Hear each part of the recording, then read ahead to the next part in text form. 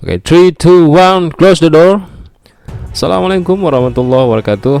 Kembali lagi di RK Sejarah, tempat kamu mempelajari berbagai informasi tentang sejarah. Semuanya kita tuntas bahas di sini bersama saya, Bang Re. Sebelum kita lanjut ke pembahasan kali ini, jangan lupa untuk aktifkan tombol subscribe yang ada di bawah channel ini, supaya kamu tidak ketinggalan info-info terbaru dari RK Sejarah. Dan jangan lupa untuk like, comment, and share video ini apabila menurut kamu video ini bermanfaat. Nah, pada video kali ini kita akan membahas tentang suatu peristiwa yang monumental bagi perjalanan sejarah bangsa Indonesia, yaitu lahirnya reformasi. Nah, seperti apa pembahasan selengkapnya? Silahkan tonton video ini sampai selesai. Jangan coba-coba untuk di skip supaya kamu tidak gagal paham. Apabila kita berbicara tentang reformasi, maka tidak terlepas dengan peristiwa Mei 1998, di mana menurut catatan sejarah, peristiwa Mei 1998 ini merupakan salah satu peristiwa yang sangat bersejarah dalam perjalanan demokrasi bangsa Indonesia. Mengapa demikian? Karena pada bulan Mei 1998 terjadi sebuah aksi besar-besaran yang dilakukan oleh masyarakat bersama dengan mahasiswa yang berupaya untuk menjatuhkan kekuasaan Soeharto yang sudah berkuasa selama kurang lebih dari 3 dekade. Nah, peristiwa Mei 1998 inilah yang dikenal sebagai awal lahirnya reformasi dalam sejarah bangsa Indonesia. Reformasi 1998 adalah satu periode dalam sejarah bangsa Indonesia di mana terjadi perubahan dalam tatanan masyarakat dan pemerintahan negara yang sebelumnya bersifat sentralistik dan otoriter menjadi sebuah pemerintahan yang otonom dan bebas.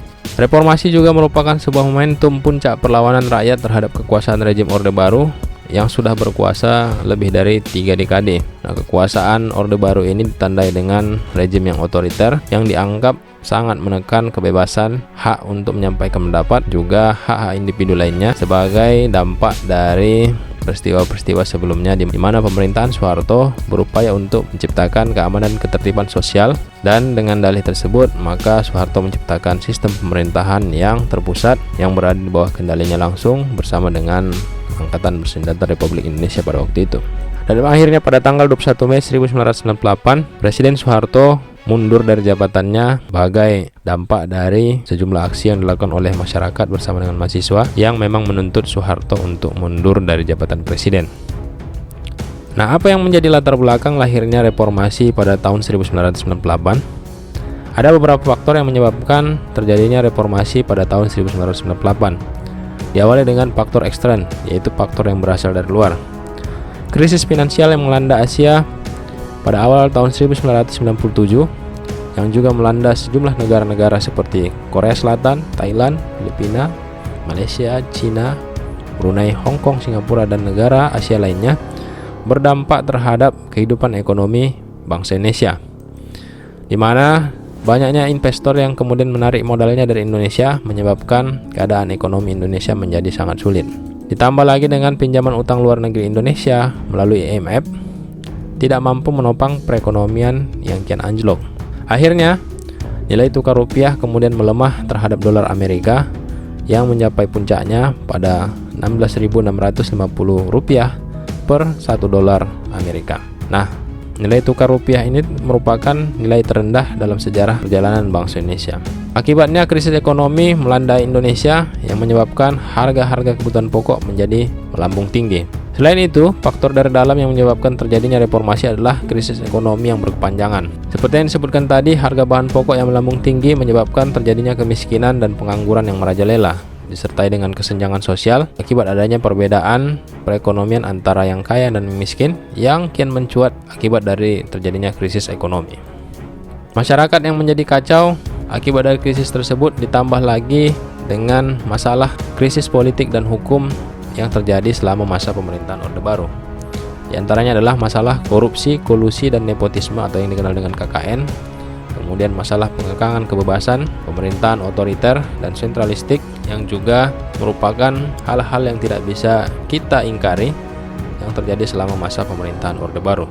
Dan akhirnya masalah tersebut kemudian memuncak yang menyebabkan terjadinya huru-hara dan aksi yang dilakukan oleh mahasiswa bersama dengan masyarakat yang menuntut supaya Soeharto turun dari jabatannya sebagai presiden.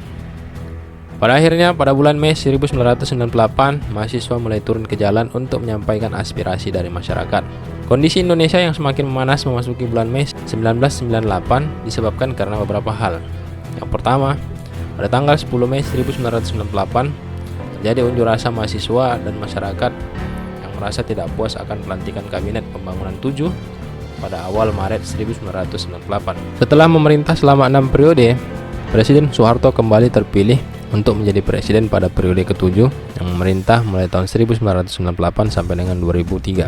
Nah, dengan dilantiknya Kabinet Pembangunan 7 ini menyebabkan masyarakat mulai menyadari bahwasanya Soeharto tidak mempunyai keinginan untuk memberikan kekuasaannya kepada penerus selanjutnya.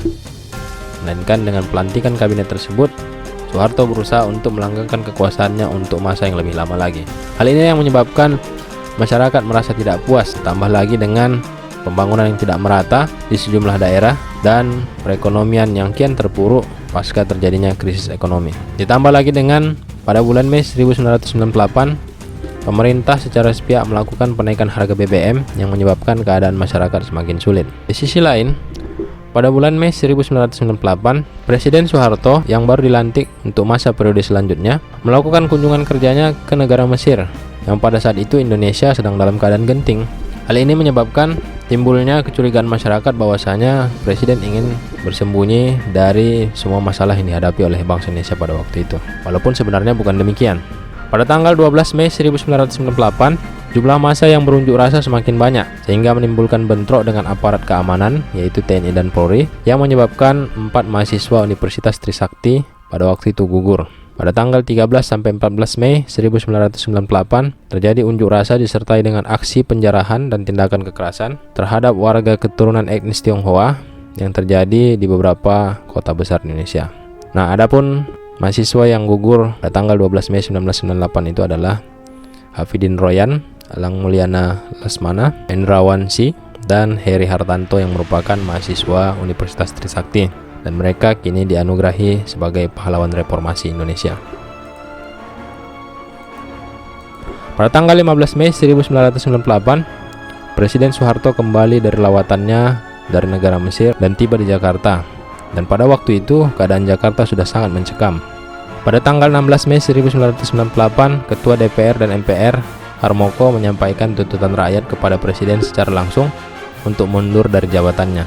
Akan tetapi tuntutan tersebut masih dipertimbangkan oleh Presiden Soeharto. Pada tanggal 17 Mei 1998, demonstrasi secara besar-besaran berlanjut menuntut untuk Presiden mundur. Hal ini bisa kita lihat ternampak sejumlah tokoh-tokoh nasional yang pada saat ini sudah menjadi politisi juga turun ke jalan untuk menyuarakan aspirasi dari masyarakat. Pada tanggal 18 Mei 1998, Ketua DPR MPR Harmoko kembali melakukan siaran pers secara langsung meminta Presiden secara resmi untuk mundur. Hal ini kemudian dilanjutkan dengan pada tanggal 19 Mei 1998, mahasiswa yang melakukan unjuk rasa dalam jumlah yang sangat besar berhasil menduduki gedung DPR Senayan, dan pada saat yang bersamaan juga Presiden Soeharto berupaya untuk melakukan negosiasi dengan mengundang tokoh-tokoh nasional untuk membahas masalah reformasi. Nah, sebenarnya Presiden Soeharto pada waktu itu sudah bersiap untuk mundur. Hanya saja beliau masih berupaya untuk menyusun suatu komite untuk mempersiapkan jalannya reformasi agar tidak terjadi kekacauan seperti yang terjadi pada periode-periode sebelumnya. Pada tanggal 20 Mei 1998, Presiden kemudian berencana untuk membentuk komite reformasi, akan tetapi gagal. Hal ini disebabkan para menteri yang ditunjuk sebagai komite atau tokoh-tokoh yang ditunjuk sebagai komite dalam komite reformasi tersebut banyak yang menolak dan tidak mau melaksanakan perintah dari Presiden Soeharto. Akhirnya pada tanggal 21 Mei 1998, dengan semua pertimbangan yang telah diambil, maka Presiden Soeharto kemudian meletakkan jabatannya sebagai Presiden Republik Indonesia yang kedua dan mengakhiri masa jabatannya dengan menyerahkan jabatan tersebut kepada Wakil Presiden yaitu Profesor Insinyur B.J. Habibie. Nah, dengan peletakan jabatan Presiden oleh Soeharto, maka pada tanggal 21 Mei 1998 merupakan akhir dari masa pemerintahan Orde Baru. Era reformasi pun dimulai.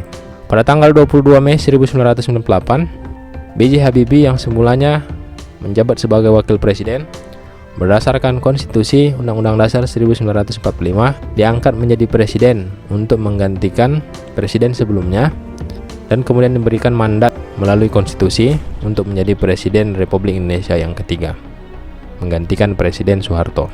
Maka pada tanggal 22 Mei 1998, B.J. Habibie kemudian diangkat sumpahnya untuk menjadi presiden Republik Indonesia selanjutnya untuk mengemban tugas melaksanakan reformasi sesuai dengan tuntutan dari mahasiswa dan masyarakat Indonesia pada waktu itu. Maka sejak masa pemerintahannya, rejim reformasi pun dimulai. Nah, pada era reformasi ini setidaknya sudah terjadi 5 kali pergantian presiden, dan yang terakhir adalah masa pemerintahan Presiden Joko Widodo yang pada saat ini sedang berlangsung.